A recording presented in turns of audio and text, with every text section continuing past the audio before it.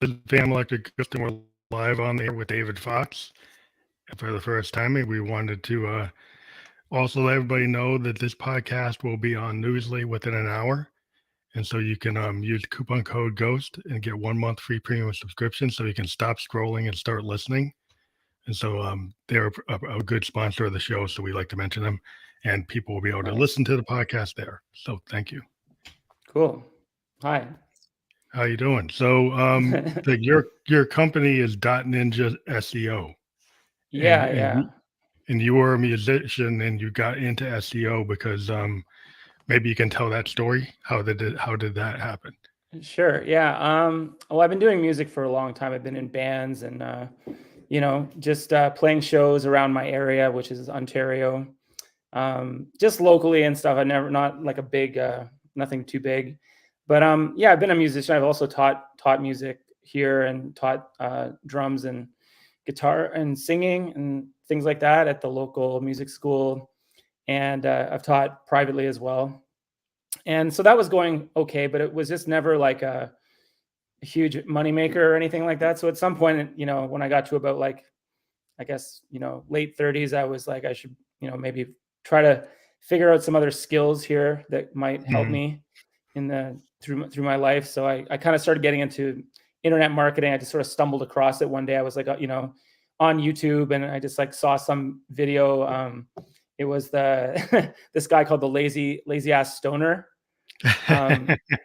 He's like a marketing guy. He's talking. Have you ever heard of this guy? No, that sounds like it would appeal to a musician, maybe.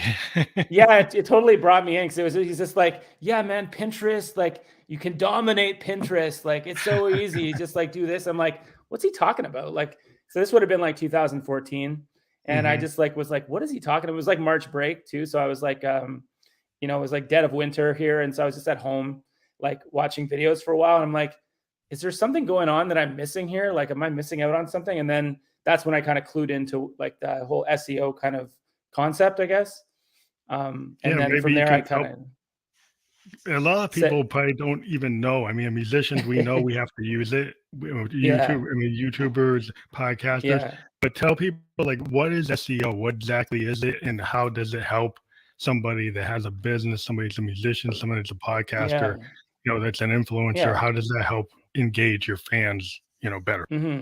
Well, it's like a set of best practices, really. Like, it's sort of going on the internet, and like you can either be aware of it or not aware of it, but it's like sort of how the algorithm works, right? So when I first got into it, and it takes a while to understand it, because I guess maybe some people, they have been aware of it for like 10 years now or 20 years. Like, it's been around for a while, the idea of it, and just sort of like the algorithms have been Google and like whatnot have been incorporated. Like every platform uses SEO to a degree, so like search engine optimization, or so it means like just getting exposure in the results, and so you can either pay for it or you can like work it so that you can show up organically, so you don't have to pay for it. You're paying with your time, of course, because you have to like figure out how to make it work and stuff. So it's like it's sort of behind the scenes. Like if you have a website, for example, like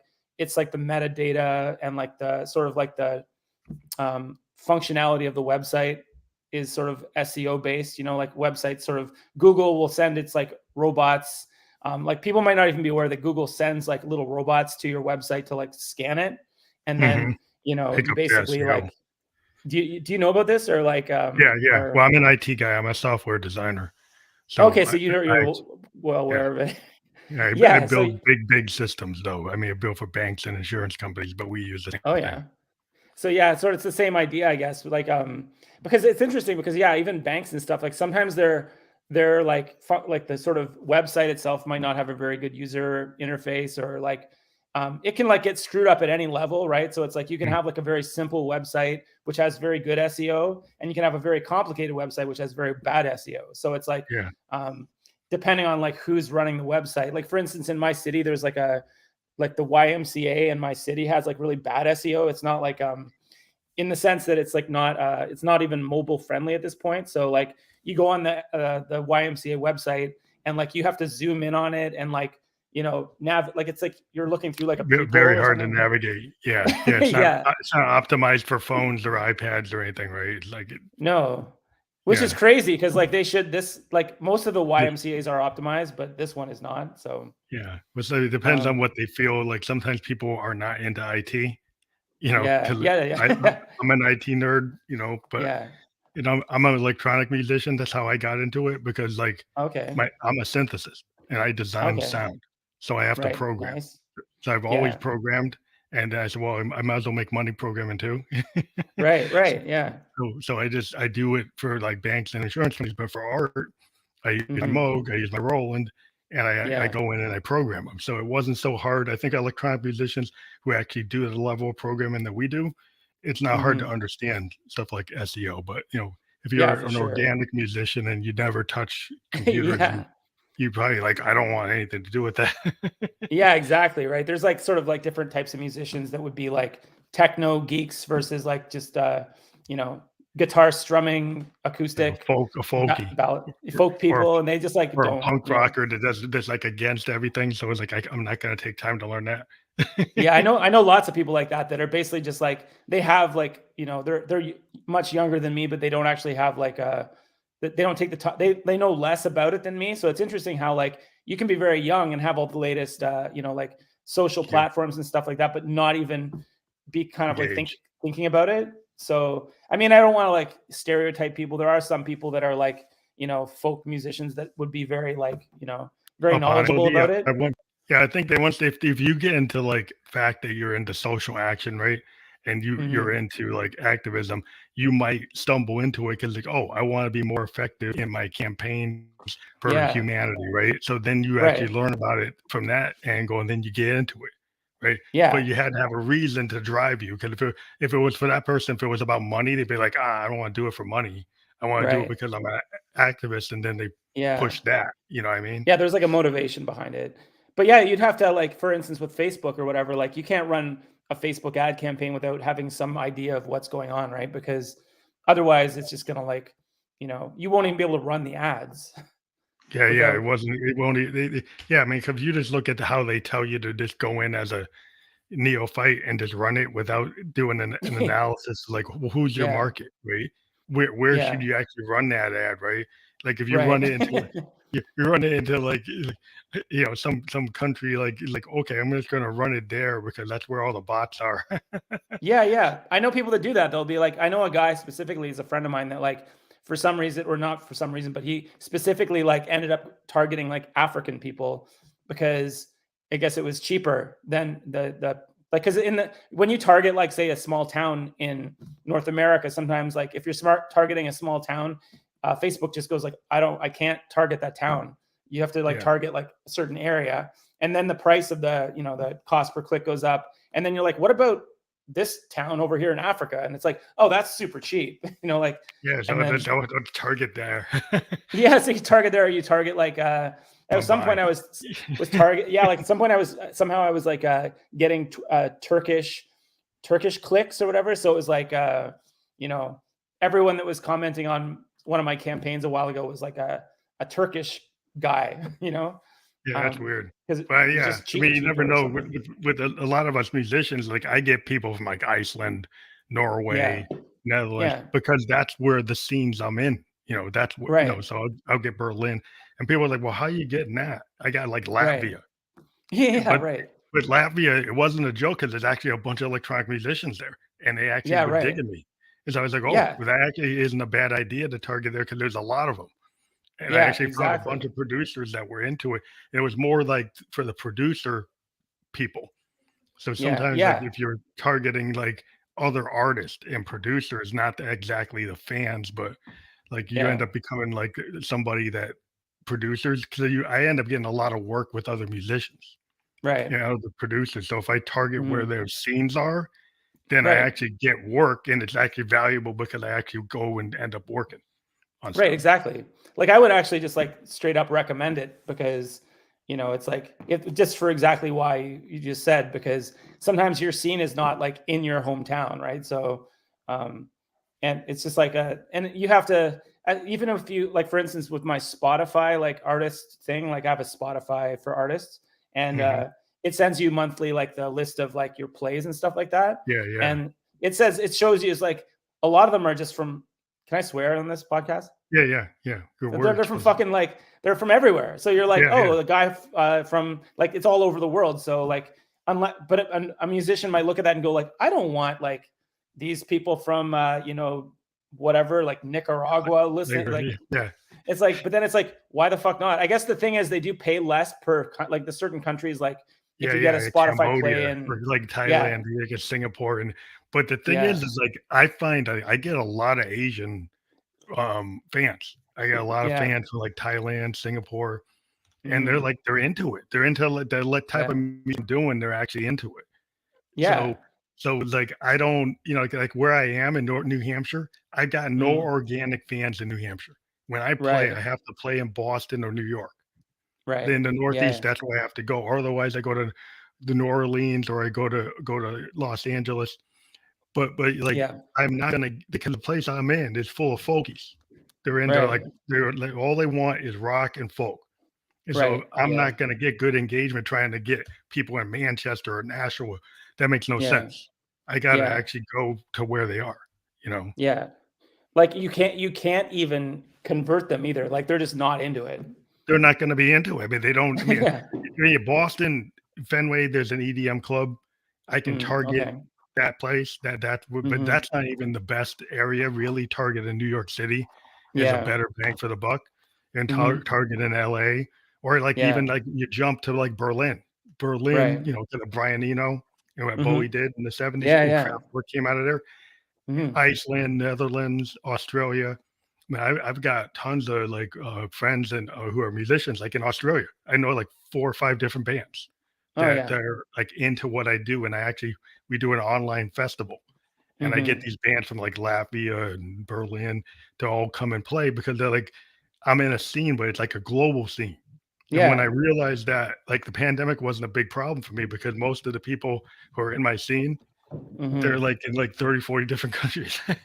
Yeah, so you can't really go wrong, I guess, if you have that sort of technical but people just get so, like, fucked up from just trying to like, in my one band that I'm in, like, just hooking up, like is it OBS or whatever that, Oh yeah, the OBS is yeah, I had to that was I had to spend for a festival I did.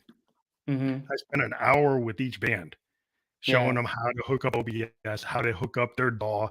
The biggest Yeah. problem was getting people with DAWs to learn Right. how to do a driver that would actually come into StreamYard, which like I Yeah. don't have a problem because I use a mixer.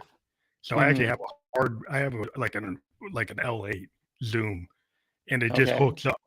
Right? But people who have DAWs, you Yeah. actually have to go and create a driver. Like if you're not a techie and you're a Yeah. musician, it's like, well, how do I make a driver? And like Yeah. that right there, then it takes me like a half It hour to takes show them how to do forever. the driver, you know? Yeah.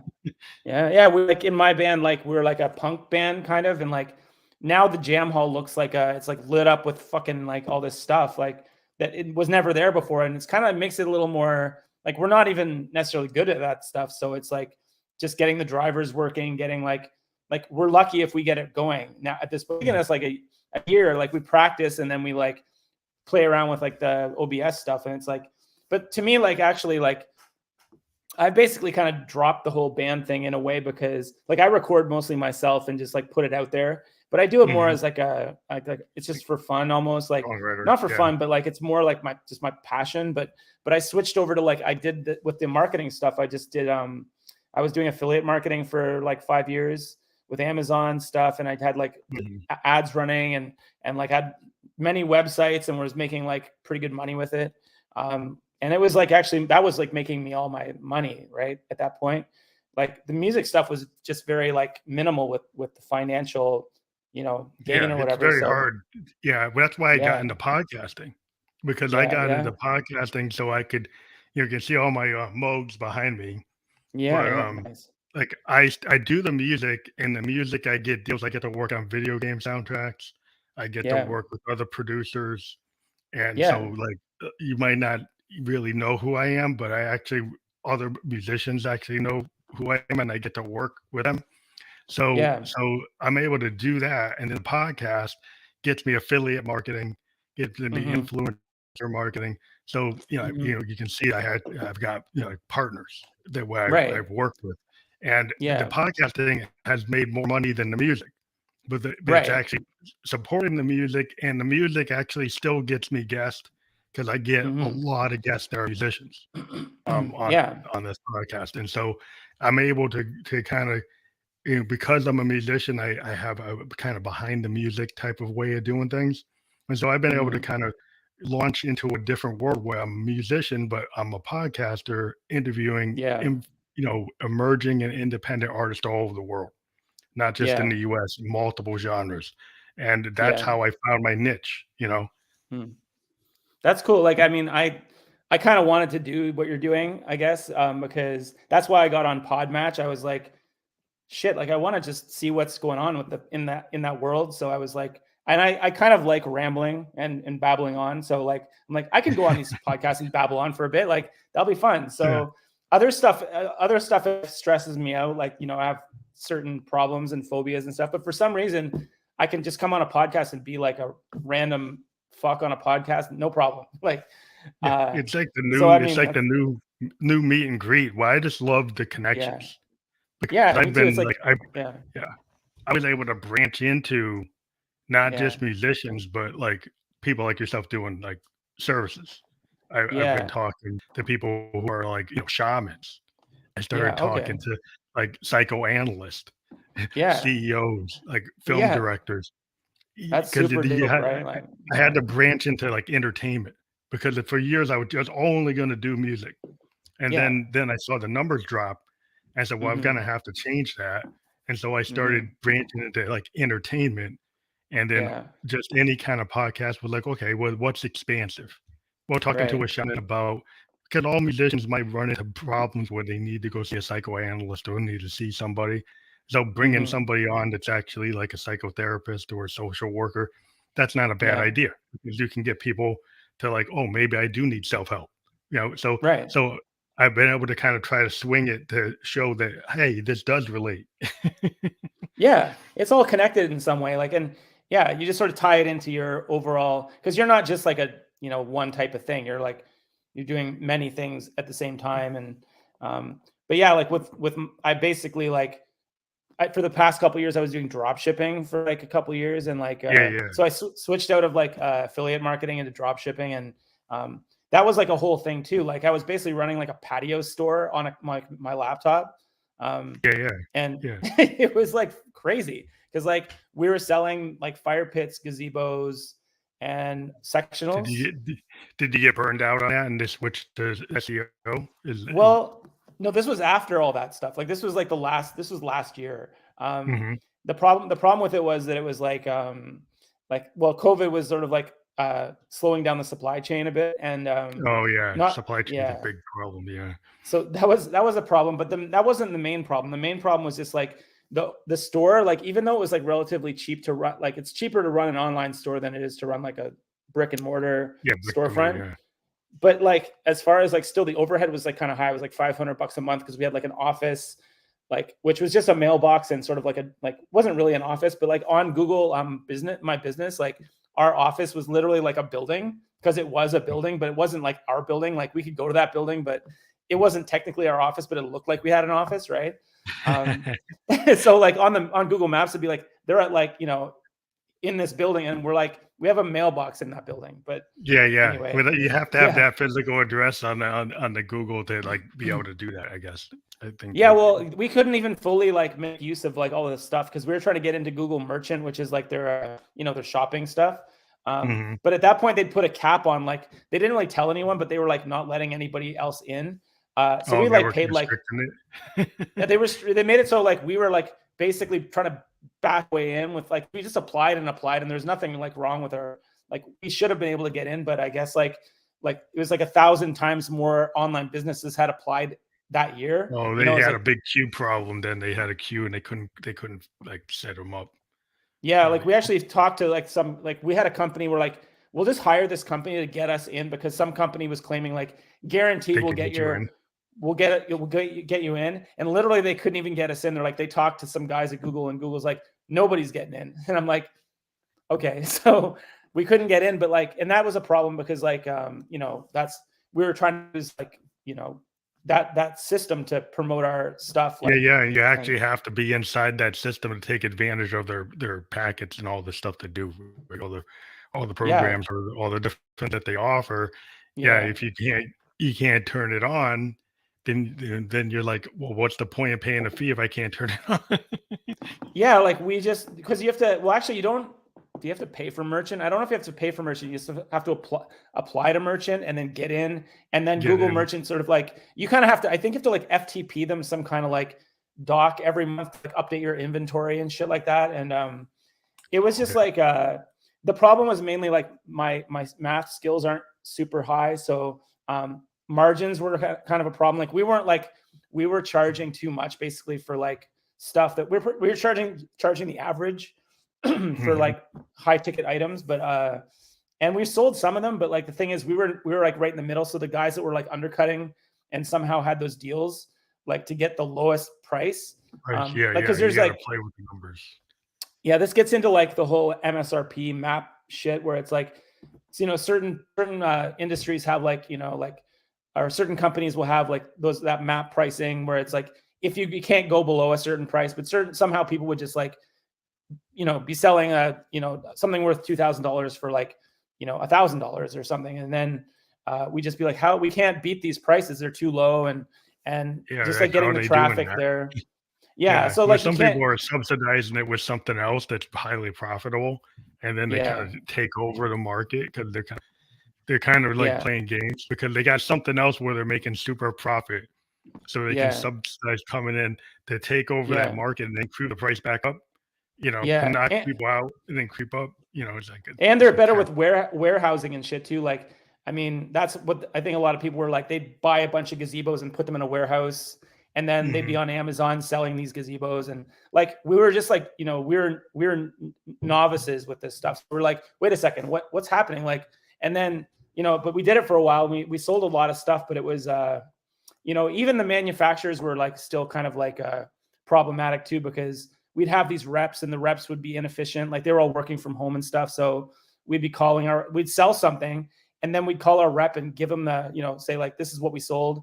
And then the rep would like forget that they just forget that we sold like 10 of these gazebos. And then they And, wouldn't send them. Then they and wouldn't then even they get wouldn't you send one. them. And I'm like, how the fuck did you? They're like, well, you have to prove that you sent us the invoice. I'm like, it's Oh in the god, email. Like it's right here. And so like we had these customers would be calling us saying like, where's my giant where's your gazebo? stuff? It should Yeah. be.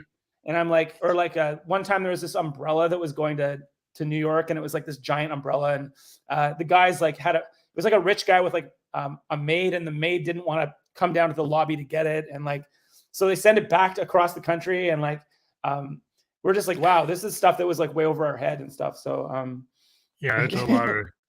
Yeah, you're starting to get into like Amazon.com, and they're going to be the king of that, because like yeah, they got the warehouse, they got the supply, they can knock the price down. We get to yeah, Walmart, the big Walmarts and guys like that, then it's yeah, hard. You can try to operate on the margin. You can yeah. try to be in there and get into it, but once you start, yeah, it gets into I'm in insurance, right? So I deal with actuaries and accountants, Okay. and Yeah. I actually design product. So I'm more Hmm. theoretical, but I design how those products work. So I don't got Right. to really deal with inventory. I'm more about how technically a life insurance or an annuity product works. So I don't really have to Right. care about moving widgets or moving Yeah. how much. I actually have to understand how the math of how it works.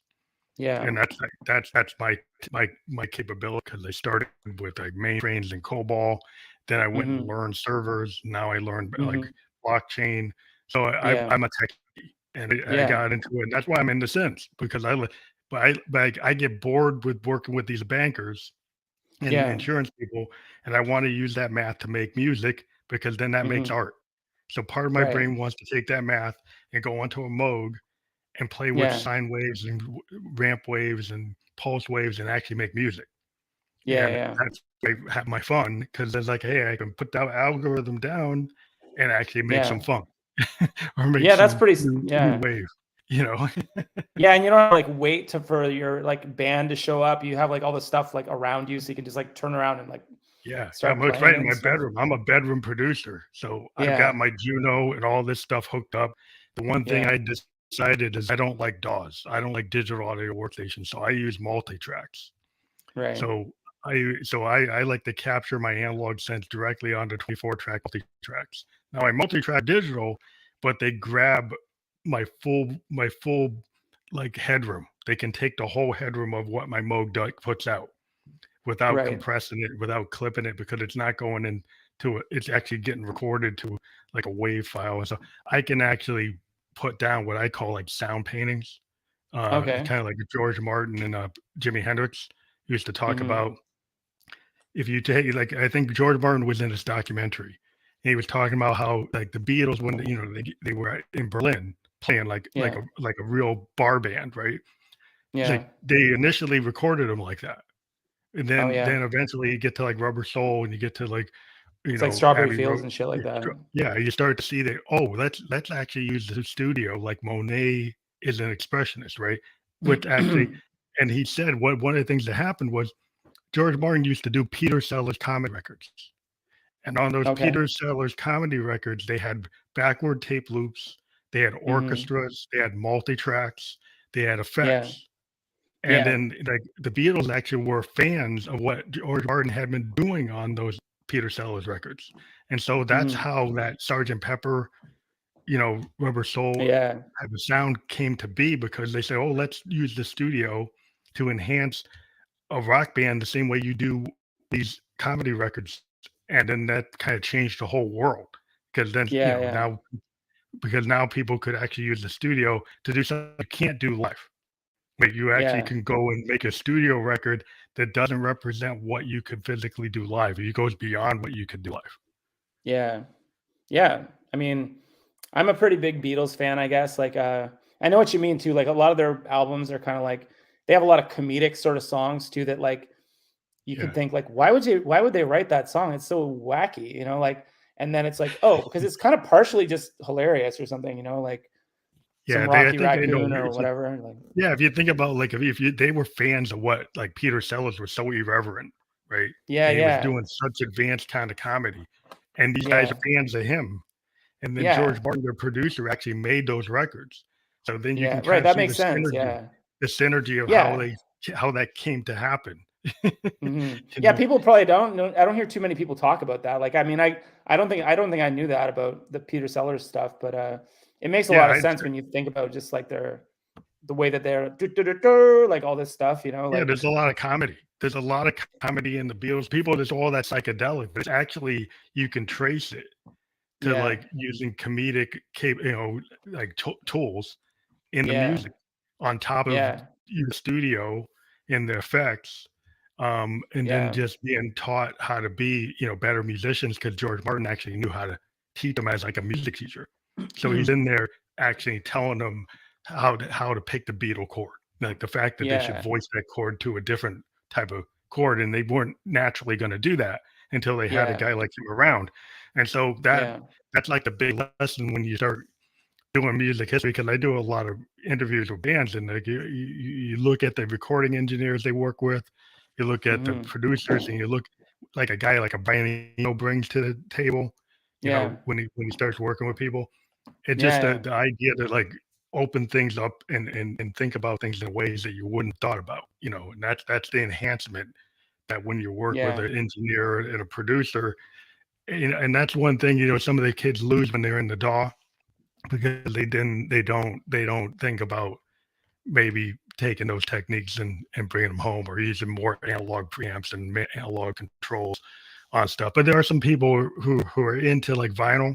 They're going retro again and trying to use yeah, more analog processing.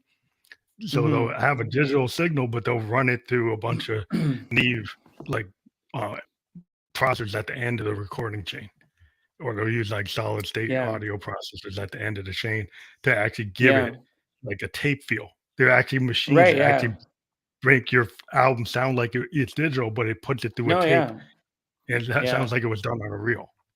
But Yeah, one of my bandmates is like a total like a gear audiophile nerd, and he's got all those tape things too, and like the compressors and the emulators, yeah, he's like talking compressors, yeah, about like Yeah, because he was talking.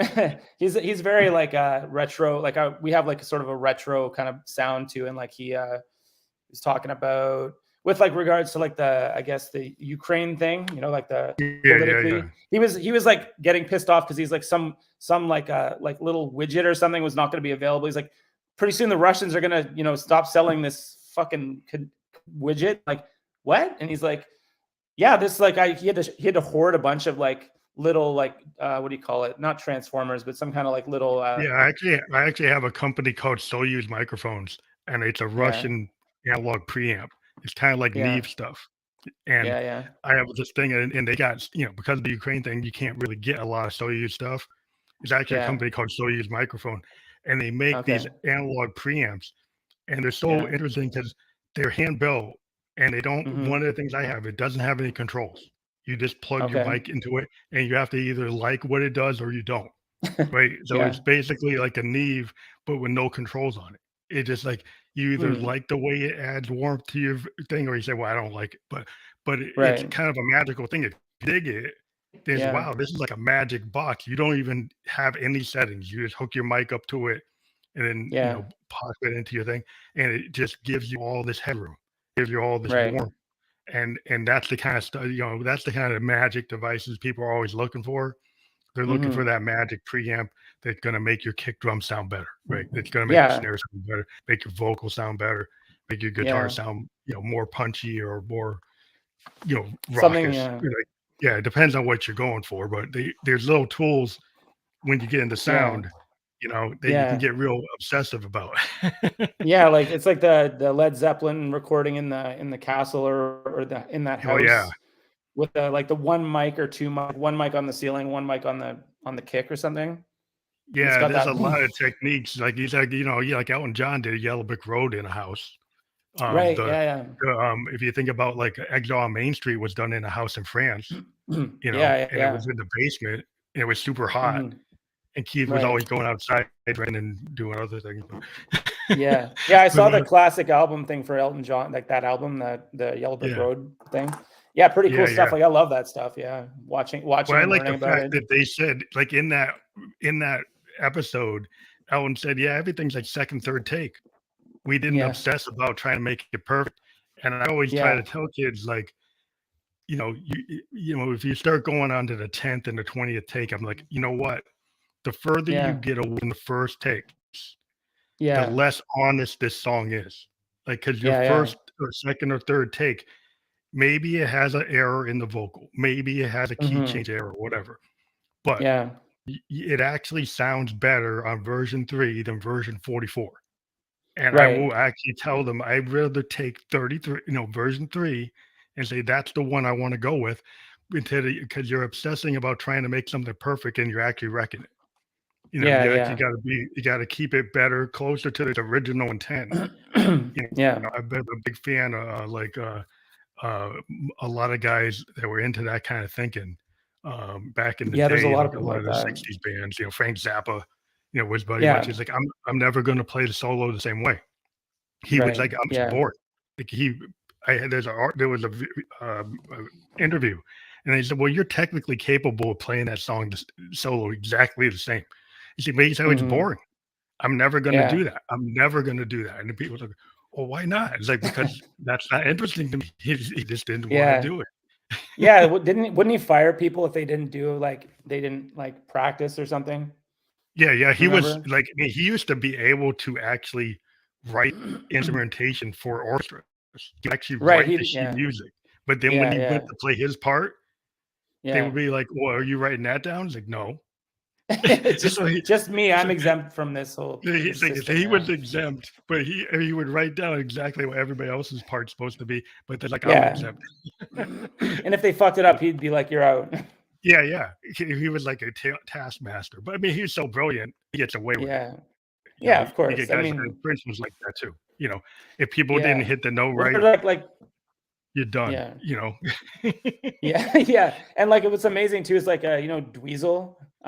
Yeah, Like yeah, his son, like basically like fucking he's kind of like Jason Bonham. He's just like he's like note for yeah, note, he's just like he can play the He whole can thing. play It's all just his like, father's stuff. I saw that. Like he yeah, can yeah, do it like note for note. That's like Bonham's yeah, kid can do that yeah, too. You're yeah. like, damn. Pretty amazing. Yeah, and even like Ringo's kid is playing for the Who. You know. Oh yeah, yeah. He's out there. Yeah. So I Yeah, they mean, all had yeah, like musical kids. yeah, Like yeah. George had a musical kid. Paul's got a musical kid. John's got a musical kid. Two musical kids. To me, yeah, yeah. They like Julian. I haven't seen Sean Lennon stuff for a while, Yeah, but but he was yeah. in I mean, like Sean's been out there for a while too. Like he was in like Chibo Matto. Do you know Chibo Matto? oh no, I Um, didn't know where he went. If I gotta check I it think he out was then. like played bass in Chibo Matto is one of those like crazy like it's like with I think there's a Japanese singer and like it's like kind of like prog punk, just very Oh, cool. I spastic. like that. Yeah, So like I didn't know Chibo where he Matto's went. crazy. I Yeah, should he check was it in, out. but he I also think does kind of sad kind of like like kind of emo, emo type emo, stuff. slow kind of stuff, whatever. But Chibo Matto, I swear he's in Chibo Matto and like but yeah, and then Julian, he had that one song that was like pretty big and then he kind of disappeared. Yeah, he totally Um, disappeared. I don't know where he went, but but he came back not long ago and he did like a version of I don't know what it was, probably Imagine or something like oh, he did uh that. yeah, he did some kind of like tribute The thing or Beatles. something like to the I, for I've that been I've song. been I've been going crazy into the new Revolver release. That Oh yeah. yeah, they put out a big edition of Revolver with all these like outtakes that you never heard before. Oh And yeah. I'm a big archivist, so I mean, I love Yeah. listening to like Hendrix stuff like that, Zepp stuff Yeah. like that. The Yeah. band. Like I'm big into the Bob Dylan and the band, like the Mhm. original Mhm. basement tapes. That Yeah. was like, yeah, I was like, I've got like this 10-hour version of that. Right, there's the Whoa. original version from like '75, and then I got this 10-hour version with got like Quinn the Eskimo and all this stuff on it. And Yeah. it's actually got Dylan's version of Quinn. Like everybody heard the Man for Man, but Yeah. hardly anybody's probably ever heard the Dylan version of Quinn, which Right. actually Yeah. is played with the band, with Robbie Right. Robertson and all guys, and it's fantastic. I'm like, wow, like, and that was all done like in Big Pink in the basement, Right. you This know? is on the 10-hour basement tapes Yeah, yeah. thing. That one's like it's just a good lesson for any like I always try to show kids when I'm a producer, like I like the rawness of what the band did Yeah. at Big Pink. And I tell Yeah. people if they start getting too out of control, it's like take it back a step and try to do it like that, right? Try to actually be more organic, try to be more loose, and Mhm. try to do it like a bootleg, Mhm. because you find that you get a lot of really good music out of that, rather Yeah. than sitting with jaw trying to make it perfect, you know? Yeah, yeah. Yeah, you know what? I like before I got on the podcast, I was like doing a drum track for an album I'm doing right now. It's like a it's like this friend of mine who is like she's sort of like she's like a Muslim punk fitness chick in Toronto and like she's Like got this bunch of style that's things, like she's a very bunch like of kind of like she's into like PJ Harvey and stuff and so the drums oh, are yeah, kind of like yeah. very like I have to like kind of play the drums in a certain way. Mhm. But it's kind of fun because like I'll sit down, I like drag my like my Scarlet Solo over. I have a Scarlet Solo, which is like Yeah, I don't know yeah. if you know it. And I'm Yeah, like I know so what that is. I put it down, I like plug it in. I'm like I've heard the song like once, and then I'm like I'll figure it out, and then I get on there and I'm like try to work it out, and then for like half I'm like sweating trying to come up with something, and then like I basically like I play the song and then like then I'm done. I'm just like I'll do it a few times. I'm like I think I got it, but I just like make it up and then I'm like that's like what ends up being like on the recording. Alright. Yeah, Yeah. because I just like making My it up, you know. I like stream of consciousness. My style lately is, Yeah, I've got tools where I could be on like an MPC, like an Akai MPC, and I could put something yeah, down like Ableton, but I don't like it. I like to yeah. go over to all these synths and just put Mm-hmm. my multi-track on, and I actually go live on my Facebook through this channel, and I do a rehearsal live, and I track it Yeah, right. onto my Zoom, and my Zoom actually will put down a stem for every Mm, line that's going into it. So yeah, I've got multiple synths going into it, drum machines going into it, bass lines coming off of Moogs. So everything gets nice. tracked. So after the Yeah, fact, I do an hour, I've actually got all these stems that were played like live.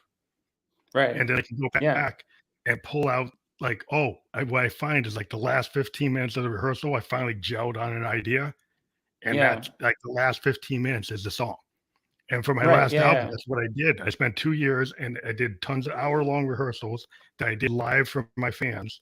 And then like Yeah. most of the songs are the last 15, 20 minutes of a rehearsal where I finally zoned in on what the Yeah. song was.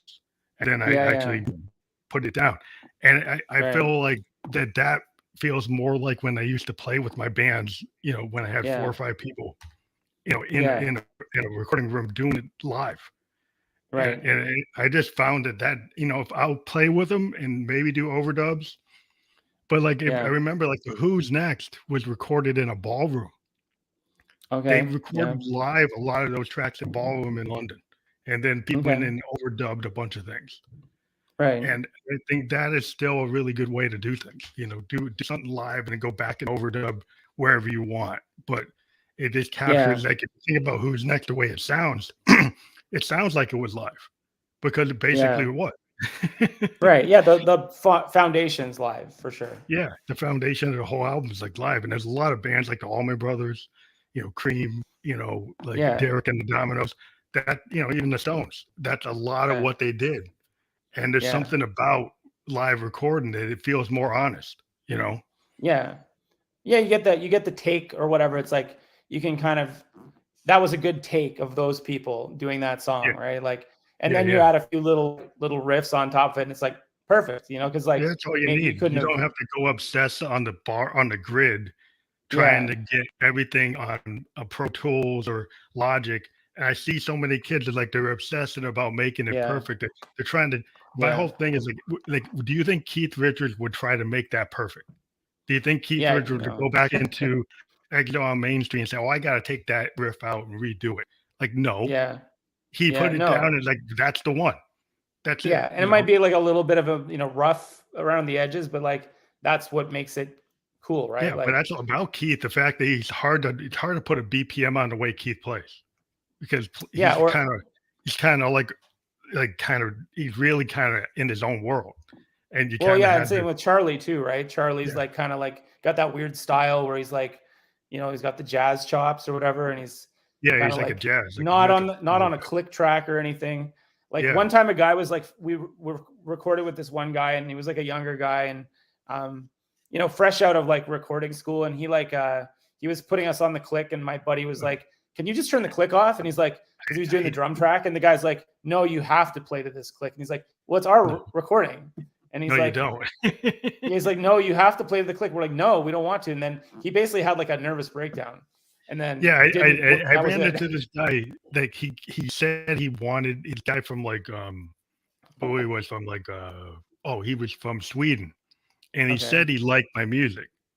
I Yeah. never use a click track. Like I use Moogs that have Yeah. they're on a clock, but I purposely might have my LFO running weird, Yeah. where it actually kicks Right. in and does weird things, right? So it's not Right. exactly full 4 on the floor.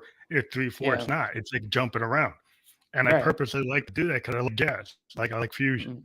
right? I Yeah. like bebop. I like stuff that kind of goes off and comes back. And Yeah. this guy, I said, well, I told him, like, so you like Peg, you like Ghost Music, you know what I'm about. And then he tried to Right. put me on a click track, and I'm like, I ain't never doing that. Yeah.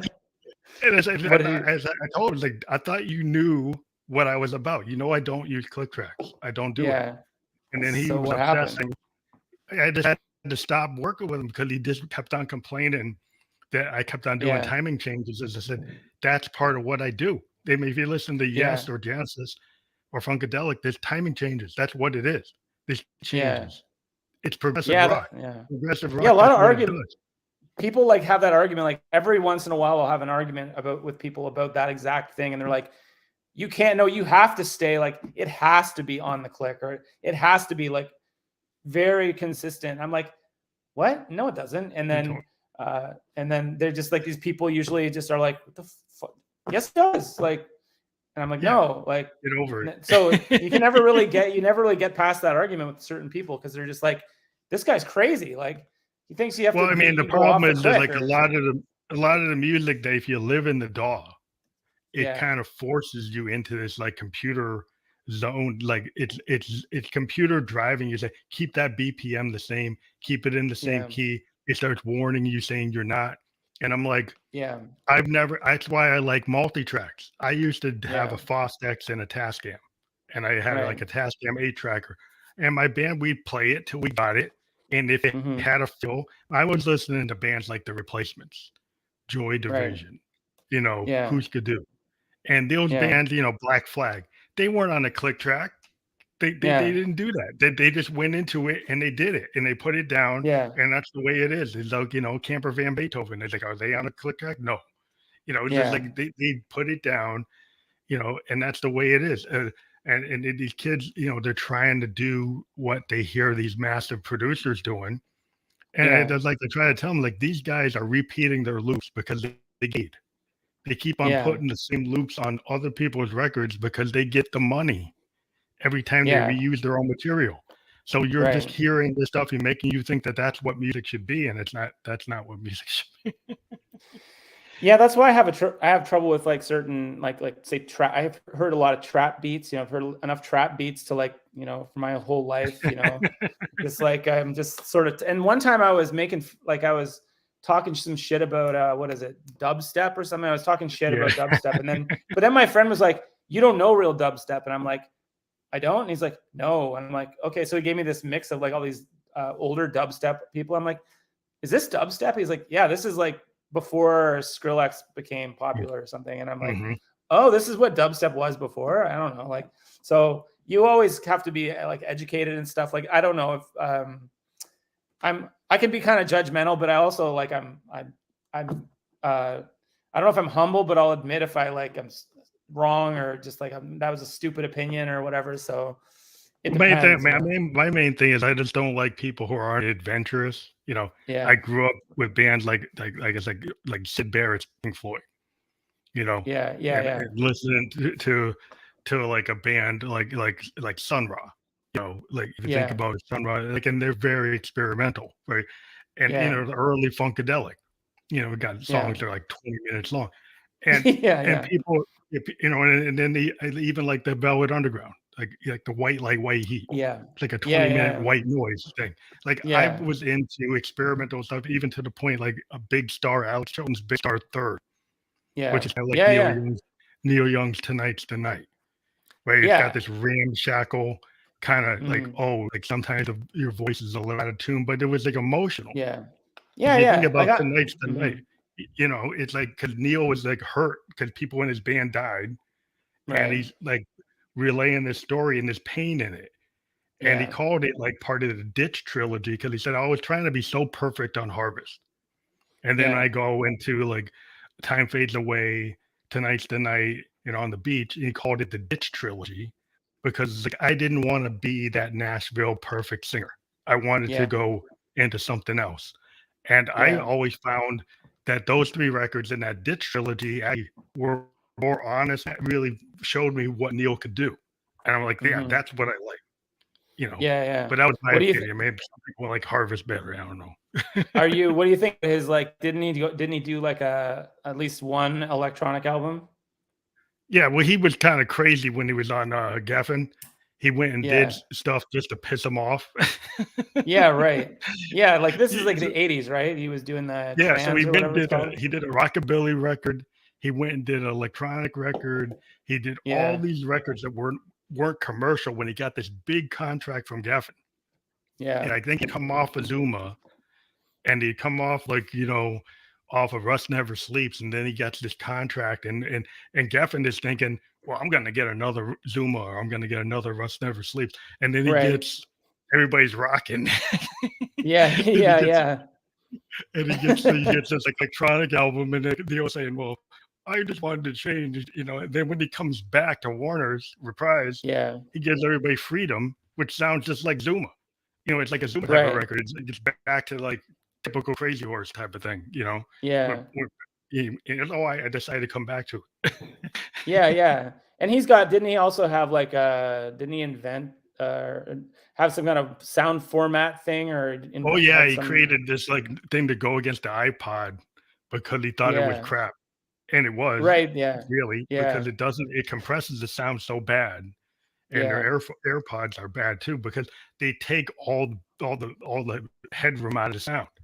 So when you send that to somebody and they're thinking they're gonna get this high-end device, and it's like killing the sound. It's like if you put a lot of time into mastering, like Mhm. his device was better, but nobody bought it. But Right. Yeah. you Yeah, know, was it but like what it was good though? Like I had never heard it yeah, or well, it anything. actually had more bandwidth. It basically had less compression, so it was Yeah. closer to a WAV file, closer to what you hear on vinyl or tape Yeah. than anything Yeah. that was on an MP3 or an or like an AAC.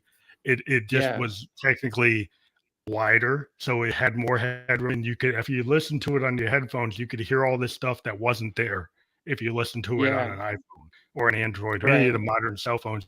Compress super Yeah. bad, but that's part of the problem. Like an Og Vorbis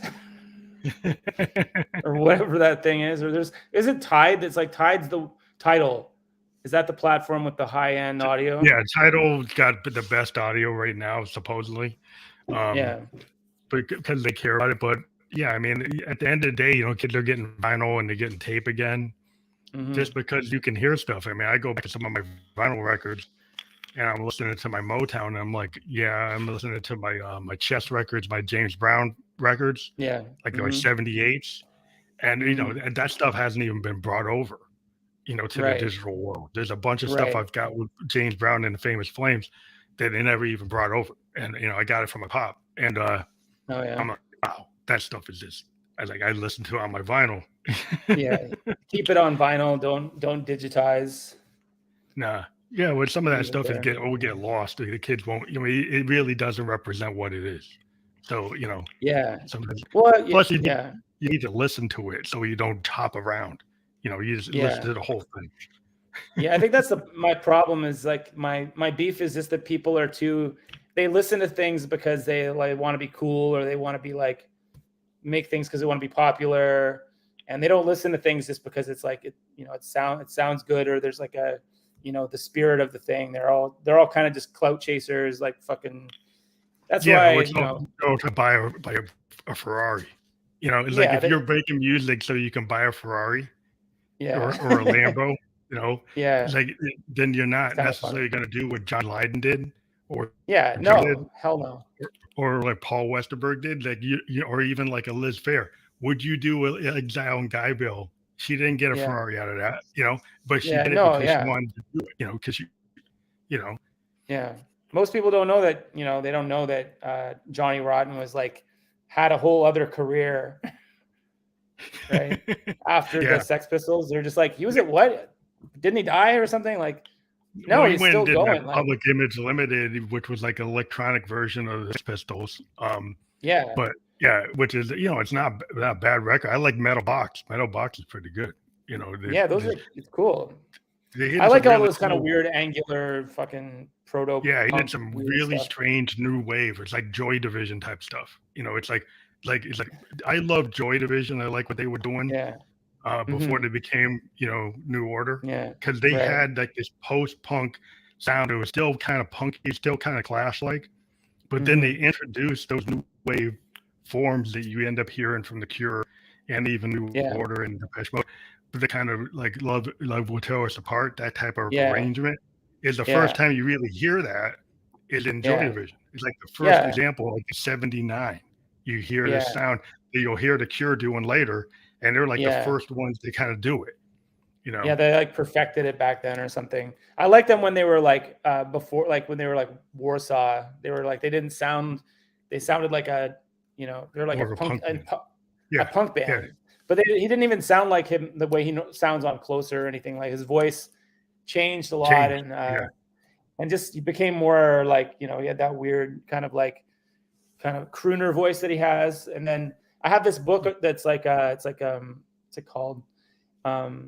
Something of living or something. It's like something of about and Joy basically Division. it's like a book about it's like about Joy Division and then they go into New Order. Mm-hmm. But it's like the kind of like the tour dates and stuff. And it's a cool Wow. book because it goes like it's like Joy Division, Joy Division, Joy Division, New Order. Like it's like there's Just like jumps. they just jumps because like I guess it was the day before they left or something, right? I forget. Yeah, because he was supposed to go on tour, and then he Yeah. killed himself. But It was like literally like yeah. that day or that week where he's like they're going to go to America to get famous, Yeah. and then he like dies, and then they Yeah, still went yeah, to America, and started booking their shows and then they were a different band. Yeah, they became, Right. yeah, and the thing is, like, a lot of people just love Joy Division. They prefer it. Though New Yeah. Order has some really great songs, and I I admit love they New do. Order, yeah. I But love them there's both. something about like Disorder. The song Yeah. Disorder to me is like a perfect type of post punk song, and Yeah. it's something that I always really like. That I mean, that's why I like Replacements, and I ended Hmm. up liking Who's to Do because I Yeah. like the way that kind of attitude. You got it Yeah. with Nirvana, but I thought Who's to Do was like fantastic. I don't know if you really ever got a Bob Mould, Grant Hart about Who's to Do, but they Yeah. had this Yeah. sound in Minneapolis. It's like this power pop punk that Yeah. was Yeah. so, and the drumming was so interesting, It's so because Grant fast. It's Hart so could fast sing. and yeah. Yeah, he could do Yeah. this really intricate, like, percussion, all kinds of like bells and other things going on with the cymbals and Yeah. singing. Yeah. And then Right. he's Yeah. actually Yeah. doing very complicated, some not as simple as like a Ramones. He's actually doing something a little bit more. And I'm Yeah, for like, wow. sure. Yeah, I'm like that to Yeah. me used to drive me Yeah. because He I used was to in like the at some Moon. point. Say again. I was into Keith What? Moon. I loved the fact that Oh. Keith Moon pretty much soloed through the whole song, and Yeah. Pete kept Yeah. the time. Yeah. Yeah. Yeah. Exactly. He just was like flying around doing He's whatever. just Like, flying through the song with Edward soloing, like the whole rhythm section is yeah. soloing, and Yeah. Very. actually Yeah. Pete is doing the rhythm. Yeah. Pretty wild. Like they were like a wild kind of band. It's like early Um. punk. So people used to say, "Well, I like that like Neil Young is the grandfather of punk." But I think Yeah. Pete Townsend is the grandfather of Yeah. punk, and like Moon, and so because that band is super punk. If you Yeah. listen to early Who, man, they're just Yeah. sound like a punk band. I mean, like Who Sell Out, My Generation. Those records Yeah. are very, very got a punk attitude. It's Yeah. pretty much, then when they did Tommy, then they became more progressive, and then they Yeah. got into like the rock operas with Cartagena. But their roots is like a very power, power band. I mean, it's like very Yeah. aggressive, highly intimidating rock band. I was into the early Who more. Like I actually am not like I'm not a Tommy Not or at the Tommy or Quadrophenia. Cartagena, like the early Not really. stuff. Like not I never like maybe I just haven't got it yet, but I was always more into like the early Who stuff. The stuff you're talking about. The more like just like kind of garage band With kind of Happy Jack, style. songs like Happy Jack and I Can See for Miles and Yeah. yeah, Boris the Spider. yeah, the singles, like when they had like if you get their like there's an album that has nothing but singles. Yeah, And when they yeah. were like a singles band before they did Tommy. And Yeah. even the Who Sell Out is a Yeah. fantastic, it's a concept album. I don't know if you ever Yeah. got it, but you only got My I think so. Generation. It's a really good record because My Generation is a fabulous song. But the Yeah. Sellout album is this idea where they had these ads running through the Yeah, record, that album. Yeah, like yeah, I remember Heinz now. baked beans and all these like The rotor deodorant sounds, thing. bass strings and deodorant. Um, Yeah. but the songs are just phenomenal, and they're Yeah. not they're just different than the Beatles, different than the Kings, different than the Stones. Yeah. It's like you can say, well, there's the British invasion, but the Who have their own place. And they kind of had this niche. It wasn't like anything else. Yeah. Yeah, no, I'm a pretty like, I'm a Who fan. I guess they made an album like a couple years ago or something. Yeah, Like they they had a came brand back. new album. They came back, but to me, like without Yeah. Entwistle, when they lost Moon, I was like Yeah. like I mean, I listened to those. It's hard, and I listened to Face Dances, Hmm. and I got like The Wire, but I didn't get the Hmm. last album because it's like, the Who to me, I'm still stuck in like the Who Yeah. Sellout, My Generation, and those records. To me, like that's like the Who I know. But Yeah.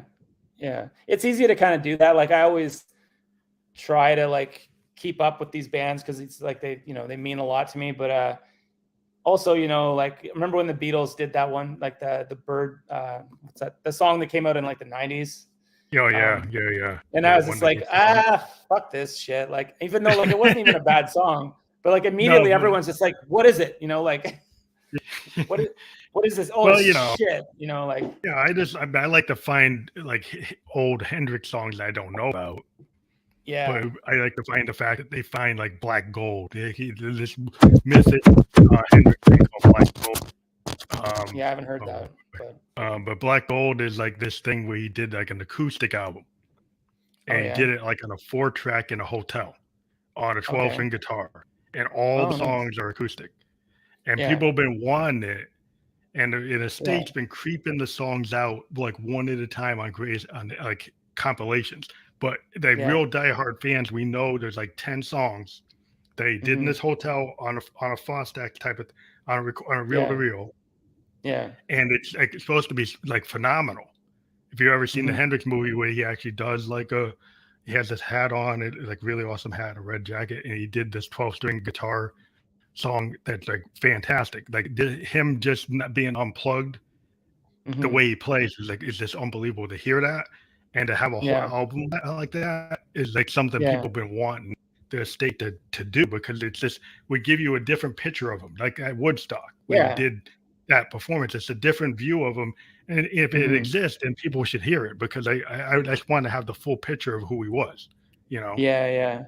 Who was I was arguing with someone about him, like talking about Band of Gypsies, and someone was like, my friend, I think, was like, that was like before the Experience, right? I'm like, No, no. it's And after. It's he's after like, the I'm like, 70s. it's after. He's like, so Yeah. Machine Gun was not before. I'm like, no. And he's like, Machine yes, Gun's it like was. I'm like, it's in the 70s. What's late 60s, 69 going into 70. yeah, There's some concerts that happened like during New Year's with the right. Gypsies. And Yeah. yeah, it was like he had kind of wanted to get into funk and get Yeah. into like where Curtis Mayfield was going. And Yeah. if he had stayed alive, he probably would have gone in the direction he was going. It was into fusion and the Yeah. funk, and he was Yeah. going in that in his own way. But the Gypsies were an example of him kind of taking in a soul fusion funk type of sound that Mhm. still had his like Hendrixian psychedelic type of stuff going on, Yeah. and it was a really good kind of vision of where he could have gone, if he'd been Yeah. allowed to keep on going that way. It's just, Machine Gun is like Yeah. considered like one of his classics, because it's different Yeah. a style than what the Experience Yeah. did. It's a different Yeah. drummer. It's not the same drummer. Different Yeah. bass players. Billy Cox on bass. It's not Yeah. Noel. It's a different Right. drummer. You have another voice singing with the Gypsies, and it just expanded what he could do. I always Yeah. was really impressed anytime he tried to reach out and work with other people. Yeah. Well, he didn't it for a while. Like, I guess, like, was it that Neptune album or something? Like, at some Yeah, point there was like more material kept coming out, and I'm like, yeah. There was was it a just like, final album was supposed to be called First Rays of the New Rising Sun. yeah, That was right. the album that was supposed to be after Electric Ladyland. They finally Well, put it out, yeah, the vision of what they thought he wanted, because he had written down what he mm, wanted, and they yeah, put it out like back in the late 90s. It's called First yeah, Rays and the New Rising Sun. He actually had that written down on a piece of paper, saying that yeah, that's what he wanted the album to be. So they actually yeah, went through this state, and they found handwritten notes and different wrote yeah, notes of like the order of the songs. It has like Angel and Drifting and Easy Rider. And yeah, when you listen to the full picture of what that was, it's a very good record. It's like a really good follow up to Electric Lady. There's yeah, some yeah. parts of it that are missing that they didn't Mm-hmm. include that would have made it even better. Songs like Mm-hmm. Cherokee Mist and stuff like that. There's some really good songs that they didn't put on it that I think should have been on it. But if they put those, it could have matched Electric Lady in terms Wasn't of that? like what he had in the can. But Yeah, wasn't that his, like? Wasn't that studio, like? Was that his studio, like Electric Lady Electric Lady he studio? was building. Yeah, Oh, that Electric was, Lady. He yeah. built Electric Lady with the money he was touring from. He actually toured real heavy from 69 into 70, because he Mm-hmm. got into debt to build that studio in New York. He Oh, specifically yeah. was building like a 24-track studio that had the latest gear, because if Mm-hmm. you listen to Electric Lady, he had gotten very expansive. He had started getting into heavy multi-tracking, and I Yeah. think he had only been able to do 16, and he wanted to get to 24, and he Right. wanted the latest gear, and he was a real gearhead. He was Yeah, he was using like a all these studio rat. pedals. Yeah, he was using everything he could get. Like anything he could Yeah. get, he'd jump on a harpsichord, he'd jump on a synth, he'd jump on anything that was around. And so he was Yeah. trying to build what he thought was the future. I mean, he was hanging out with fusion jazz artists. He was hanging Mhm. out with there was a black band, I always forget the name of it. He did a song with a famous uh there was a I always forget his name. I mean, it escapes me, but there actually is a Mm. song of him dealing with like this guy's Love. His last name is Love. He's a black Oh, singer. I think oh, you maybe Arthur know Lee.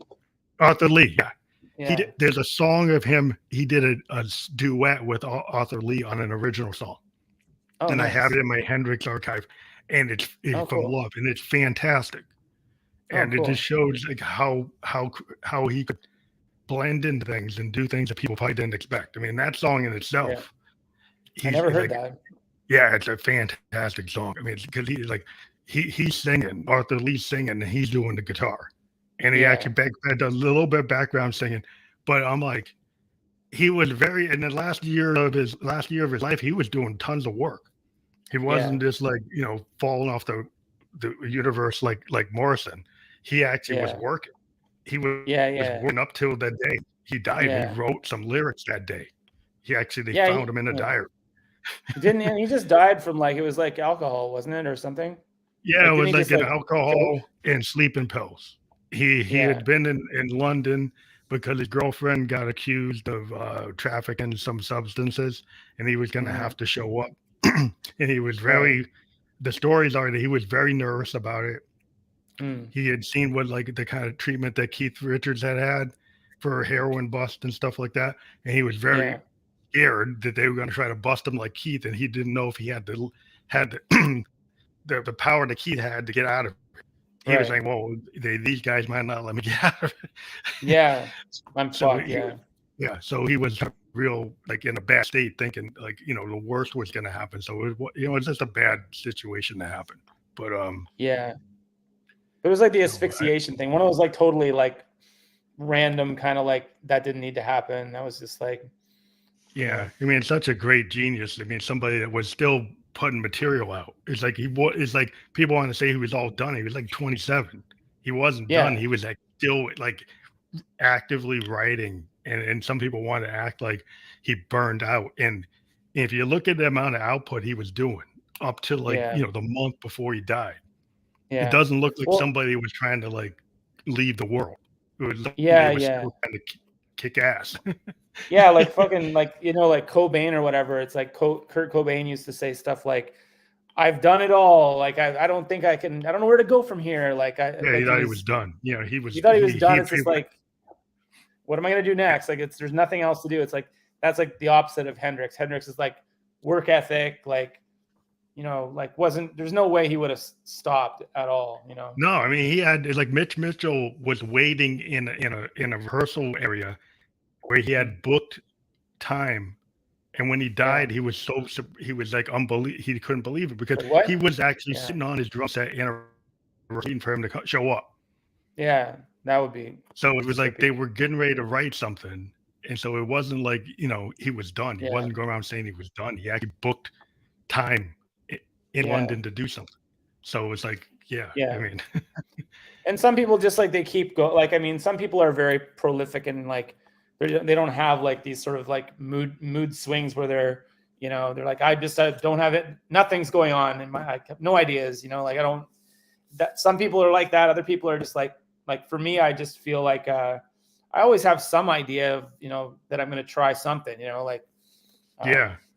so if I just sit here But and like wait a second, I'm like, oh, maybe I'll do this, well, I think even if it's not a like great idea, art. but But I mean, I think with music, it's like I don't know if I'm workman like, but I have a studio, I have my yeah, rehearsal area, I've got all the stuff, yeah, and if I just I don't know, I just get happy when I'm on my Moog, like because yeah, like if you're lucky enough to have like a really good guitar or a really good bass or yeah, an instrument like a Hammond B3 or a yeah, really good to me that as a musician being able to jump on a mini Moog and actually play yeah, it, that in yeah, itself makes me write something just because this was so happy to have it, and yeah. it always gives me more than what I expected. It's like if you're on Yeah. a Hammond B3, it's like the same thing. If you're on a really great instrument, you Hmm. just feel like I'm just happy to be on it. Yeah, totally, for sure. Like I play drums, and like I'm not the best drummer, but I like to dick around on the drums. So I'm like, I have fun. That's all that matters. You just like, as long as you can sit down and do something that like, then that's all you need really to Yeah, it's just like I think the creative thing. I'll just probably because we're at 1 hour. But one thing is like I think the creative instinct is like I write music because I love music. If it yeah, happens to kick over and I get something where people like it, that's fine. But I never wrote it to try to get in the top 10 or the top 20. I always just wrote it. And I ended up finding things like this. I'm talking yeah, because I found a way to leverage it and do other things. But yeah. it's always something I'm going to do. I Hmm. because I just love to do it. Exactly. Yeah. If you're feeling it, right, to feel the vibe, you're like, this is cool. I like this. Like, and it's hard to find things like that. Like a lot of people that don't even have a hobby, or they're just like, I don't know what to do. I'm just gonna go on Facebook or Instagram and scroll through things. I'm like, what are you doing? Like, do you have nothing that, like, a lot of people are into games, right? Like video games, they'll play Yeah, video games, yeah, but yeah. it's not, But being that's not creative is creative. like, yeah, I just don't know. It's like being a creative person. Like my Yeah. daughter is a graphic artist. She's working on a comic book, a graphic novel. Oh, neat. My wife is a theater person. She writes plays, and so our Hmm. whole house we're creatives, and Hmm. and and we run into people who don't create. We're always kind of like, I don't get that, but I can't understand it. Yeah. Yeah. But it's like we create, so it's a different type Yeah. of person that can create versus the person that consumes what other people Yeah. create. Yeah. It's like there has to be a fan somewhere. There has to be somebody that's going to play that Yeah. game or listen to the song Right. and maybe not play it. But Yeah. yeah, there's this different mindset. Exactly. Yeah. I don't want to diss people that don't like play guitar or something. It's like, everyone has something that they enjoy doing, but doesn't matter what Yeah, it they is. garden. They might garden, or they might, do something Kayaking. else. They might be an athlete, and that's a skill in itself. Yeah. But Yeah. yeah, I mean, everybody's got their own thing. But it's like, Hmm. one thing I've always got before I leave is, sometimes when we're creators, like people don't understand us. And Yeah, for sure. what I found is like, it's like people are like, well, how can you spend all that time in that man cave writing? Why don't you come out? And I'm like, Yeah. well, a creative person, part of what we do is, any artist you like, they Yeah. go away, they work on Yeah. what they're going to work on, then you see them again, right?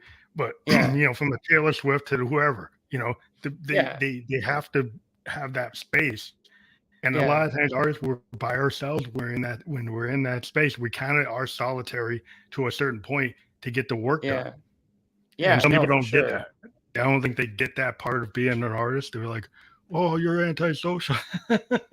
Yeah, no kidding. I mean, people wanted to like, I'm supposed to see some people tonight, and I'm like, I'm just recording these drums. It'll just probably take me an hour, like, and then I'm doing this podcast, and they're just like, okay, whatever, like, like, and I'm like, what are you talking? This is actually the cool. Like, you should be like, that's cool, but they're just like, whatever, like, you're Yeah, you're yeah. not fun. I'm like, it's fun to me. I It's a mean, different life. But I yeah, want to thank you for being on the podcast. I want everybody to yeah. check out your website ninja.com. And I Tell think them to check. Or I was gonna yeah. say, go to Young Coconut on Spotify and check out my albums. Oh yeah. Send me yeah, if you send me your private chat, I will add that Yeah, link when I publish. So the yeah, private chat now, send me that link, sure. and then if you send it right now, I can add it when I go to publish. Wait, what? Is it on the There's a screen private somewhere? chat. Yeah, if there's if you send me what you just said, so I can add it to the description of the podcast when I Yeah. publish Sorry, I was to just in Spotify. full. I'll do it right now. That's not it. That's not it. I got it. Hold on. There it is. One Yeah, you can second. just type Copy. into that And private chat, then I can grab it. I was on full screen. I didn't see the chat. There it is. Boom. Yeah, cool. Now I can just grab that and I'll put it into my. I have like another document with your description that's going to go into the publication. So like we are going to fully publish this on all of our platforms. Right now, on Yeah. Facebook, YouTube, Twitter, and Twitch. But it will be Yeah. on Spotify Video Podcast, Apple Video Public, a bunch of other ones. And Yeah. then we Cool. create a landing that we'll shoot out to you, and we'll put all that through Podmatch. Nice. That sounds amazing. So it'll be fully published tomorrow. Thank Cool. you. Yeah, for sure. Have Yeah. a good Thanks night. for having me Maybe your on. friends are still waiting for you. Well, maybe What's they're that? still waiting for you, or maybe not. Maybe just go back to play. Maybe your friends Yeah, are I still got it. waiting for you, or you're gonna go Possibly. play some drums.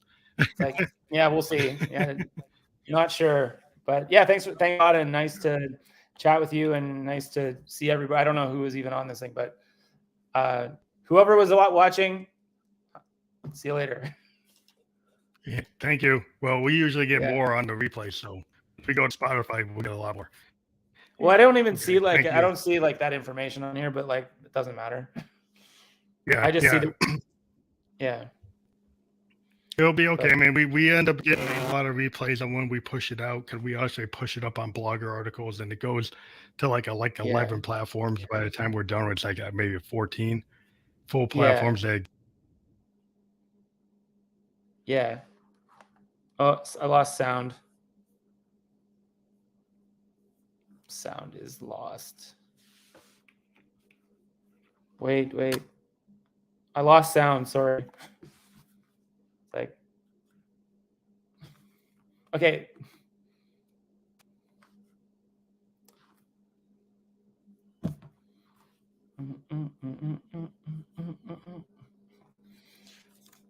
Bye.